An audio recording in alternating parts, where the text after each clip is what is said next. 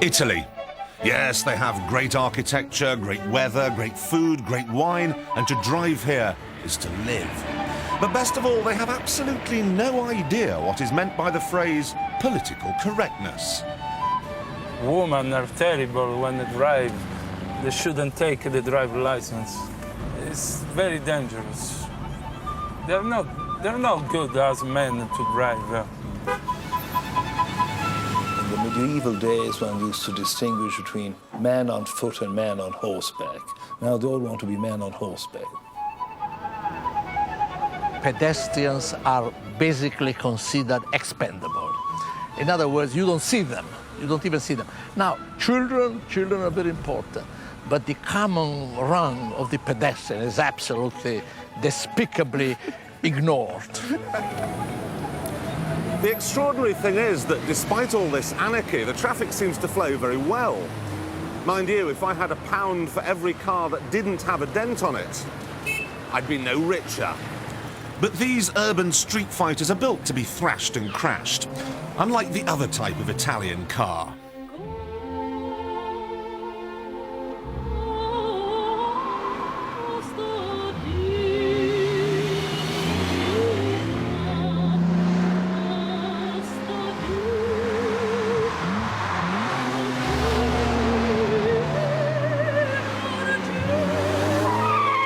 These cars could only be Italian because, like the country itself, they embody the whole concept of style.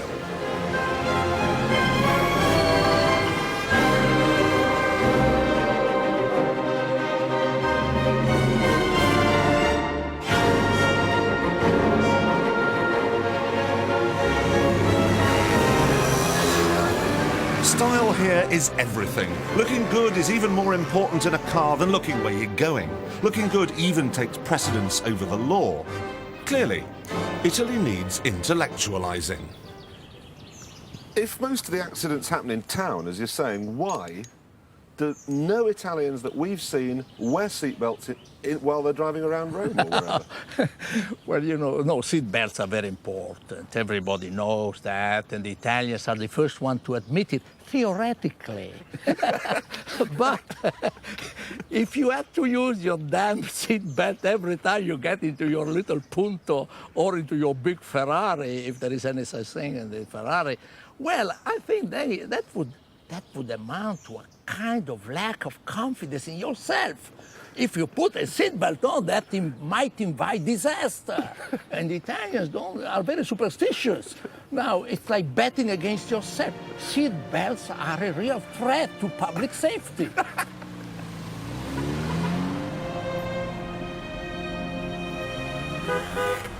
I never use seatbelt because I think it's not necessary to use in the city. Because you know, you don't go so fast, and I never use seatbelt in the city.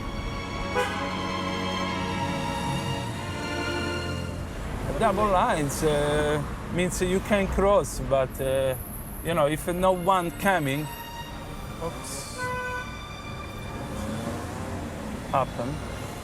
Sorry, but we are in the hurry. We have to break the rule. You see, we are on the bus line. The police is in front of us. They don't even care. They don't care. They care about important things. Traffic is a secondary thing for the police. Crime is more important. Traffic is marvelous, it's amusing, can be fatal. But why? Because it's unpredictable. You never know what's going to happen. Sounds like you're saying it's fun, this unpredictability. It's a great fun, except once in a while the price is too high. Once in a while you have to end up in the hospital. That's serious. But as you know, we have developed the best orthopedic clinics in the world. Because you know you're going to have the accidents. Yes. Look at this van, they can't turn, but they do. Driving, you know, whenever you drive a car for an Italian, it blends in with their anarchistic, almost naturally anarchistic bent. You know, they love to drive around. They love to drive at any speed. The only speed limit that in Italy is being enforced is really the speed limit of your own car, you see, because, you know, you can have all sorts of laws in Italy provided they are not enforced. In a sense, it's true that you can, once somebody said that it was not difficult to rule the Italians, it was just unnecessary. People just walk in and out of the traffic, and I don't even know if there is a speed limit here. I mean, everybody just drives as fast as they can. It's crazy. But I'm surprised there aren't more accidents. We step down off the curve and you wonder if you're going to get hit. If you're going to get hit or if they're going to stop. And so I've been trying to watch when others go, and then when others start walking, then I'll walk. Because if there's a group, they seem to slow down and stop. They will also slow down and stop to look at a nice car. And cars don't get much nicer than this.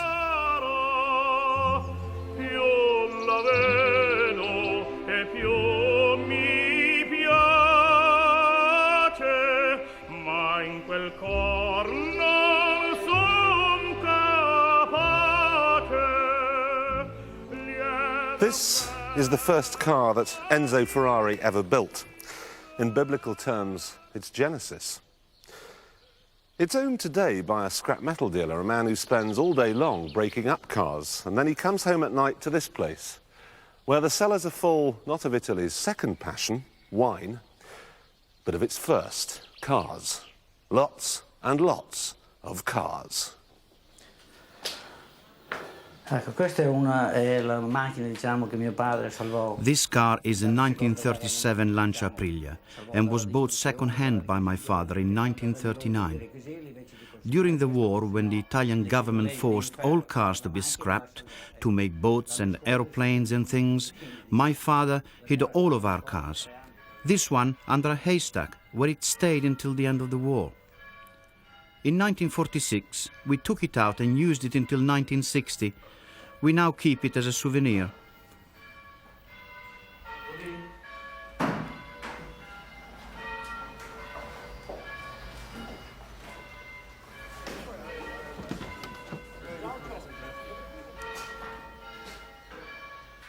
This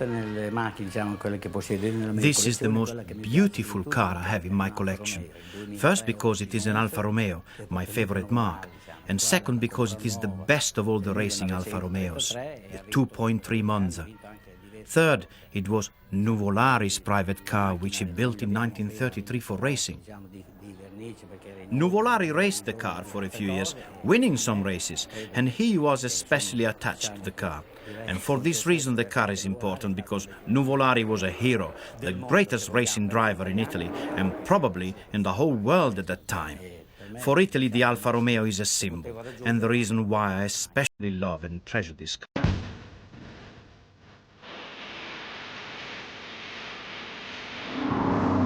America gave us the muscle car, Britain gave us the sports car, but Italy is home to the supercar.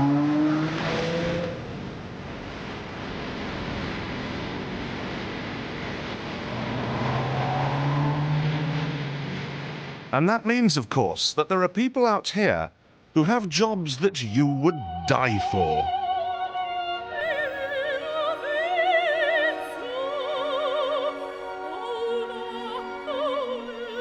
This quietly spoken, civilized man with his unassuming, ordinary family gets up every morning, takes his breakfast on the terrace, and then heads off to work.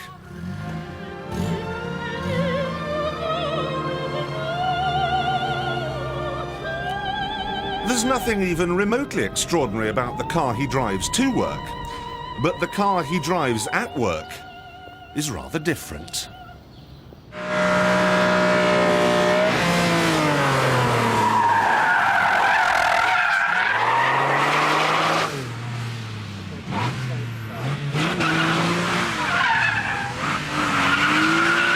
At 14, he got a job in a woodyard so he could drive the trucks. And now all he does all day is test Ferraris to destruction.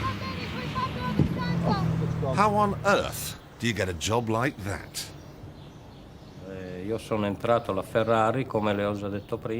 I entered Ferrari 25 years ago. The job requirements were for a test driver. I applied for the job and they sent me to school for 9 months. At the end, the company gave us an exam, and the people that had passed, of which I was one, were sent with the old test drivers to see how the job was done. Then slowly, we started ourselves.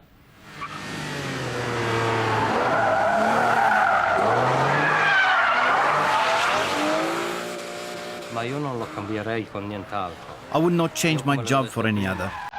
The enthusiasm of the first days is still the same for me after 25 years.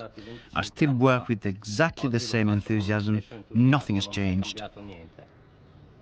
I'm sad that I become old one day and I must abandon my work. So, is he the luckiest man in the world? Not necessarily.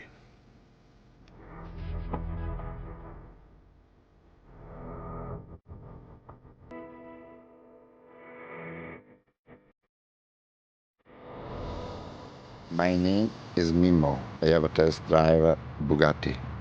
I have the best job in the world. My name is Valentino Balboni. I am test driver for Lamborghini. I have the best job in the world.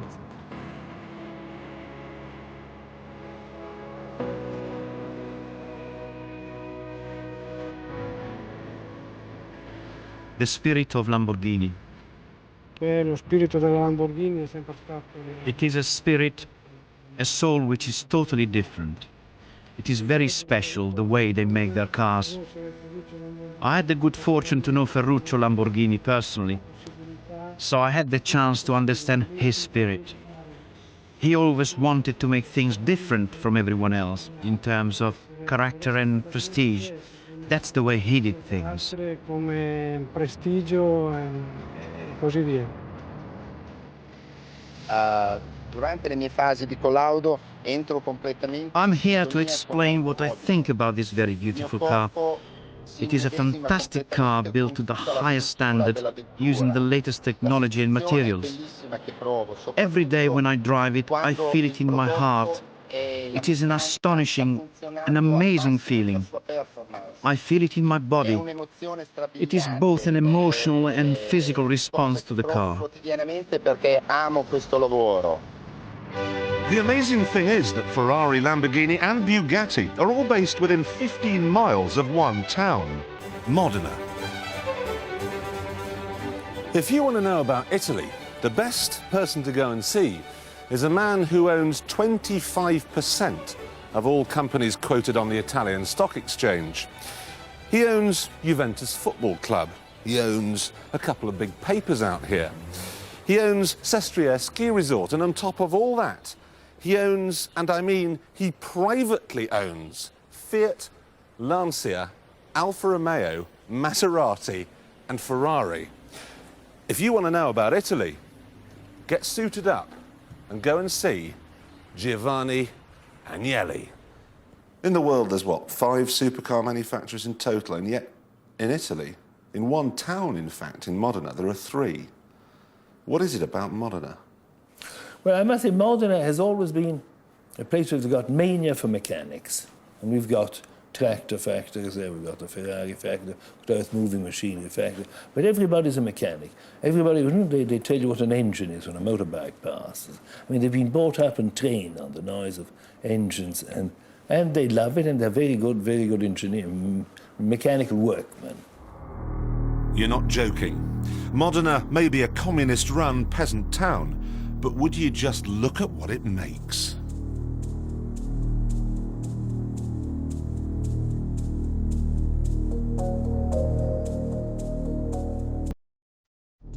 Right, that's enough looking. Let's get out there and burn some rubber.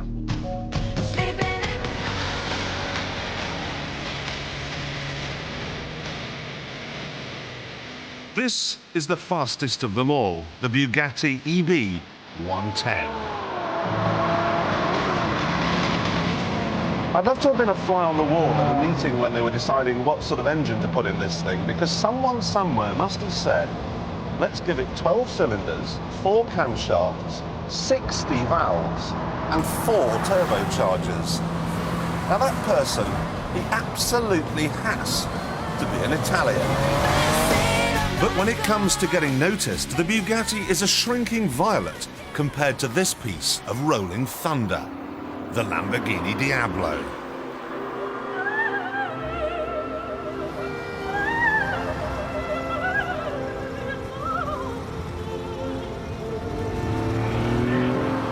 I know all about the expression when in Rome and that I shouldn't really be wearing seatbelts, but I'm British and I'm keeping them on. Besides, I don't really subscribe to the professor's idea of Italian road safety, good hospitals. I love the Diablo, but it's an expensive truck compared to the best supercar of them all. The Ferrari 355. Shine a light. I honestly think it's fair to say that I am experiencing motoring perfection here. I can't think of a single way this car could be better.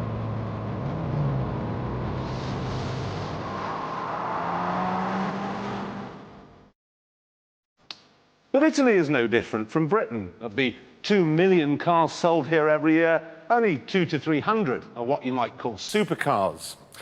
No, in Italy, more so than anywhere else in Europe, perhaps anywhere else in the world, the small car is king.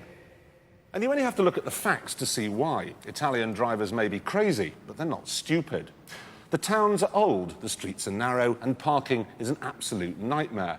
Petrol is very expensive. And then there's the taxation rules. Anyone who can afford to run a car with an engine bigger than 2 litres is the kind of guy who likes to bathe in ass's milk.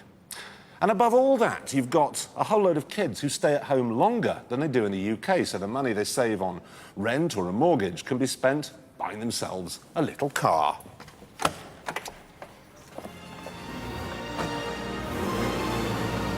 When they launch a small car here, the fuss is so enormous, you could be forgiven for thinking they just won the World Cup.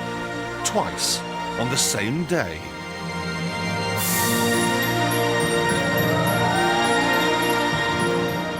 Why? Why the small car? Why is it so popular here? Well, I tell you why. It's out of necessity. I mean, when we started motorization in Italy in a big way, in the 50s, let's say, the income per capita in Italy was very low, and the desire to be motorized was very high. So the only way to do it was with a very inexpensive car. And there came the Cinquecento, the Seicento from the pre-war Topolino. That is really the less expensive form of motorization you can give people. That's why it happened that way. They were great little cars, but what would you expect from a country that puts this much effort into its car factories? This architectural masterpiece, really, is a 20th century equivalent of the Colosseum.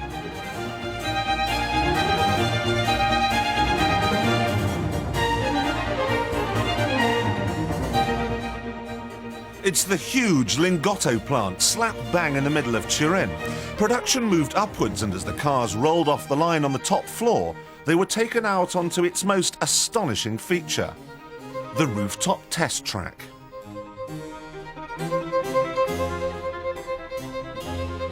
Today, Lingotto is a monument to Turin's world domination of car design.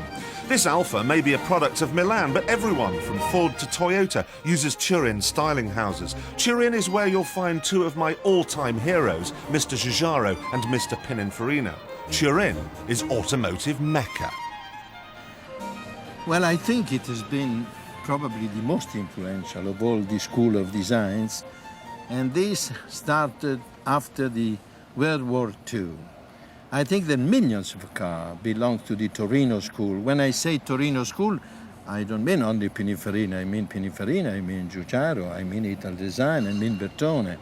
There are millions of cars running or which have been designed by the Torino school. That is, I think Italian school has been very influential. Although Alfa Romeo is based in Milan, here in Turin was a more important industrial base, and because of Fiat, many smaller coach builders set up here. Essentially, Turin is a breeding ground for artisans, just as Silicon Valley is for the computer industry. I think that Italy has been famous in the story, in the history, for the masterpiece in art, which means that the Italian people are certainly conscious of beauty. They love classical beauty, which is in our blood. A lot of car companies nowadays use customer clinics, asking the man in the street what he thinks he wants for the next car. Surely none of these cars can have come out of a customer clinic. Do you use customer clinics? Or? No, personally I don't, because I believe we must lead the design, and the custom clinics normally are a sort of result of the taste of the moment, and they reflect the past, not the future. Film directors, sculptors and artists do not conduct clinics. Surgeons, do they conduct customer clinics to prove if they are good at what they do? No. Their professional approach gives them an advantage. It is the same for cars. Although they are a technical project, there's always an artistic element in them. What, in your opinion, is the best-looking car ever made? La Jaguar. It is difficult to say, but Jaguar makes a beautiful car. I like a sport coupe, and when this Spider came out in the 60s, it was a dream. There are many. Names. Many, because if I would copy my father, it would be the best-looking car is my next. But if I have to say what I like best in my spirit, certainly is the Ferrari cars. The people in this part of the world have got it in their blood to make cars like this. They seem to have a natural gift if they come from this region. People in Italy are free to build great cars and drive them however they want. Let us say they're rather difficult to discipline, especially if it's something they really don't like.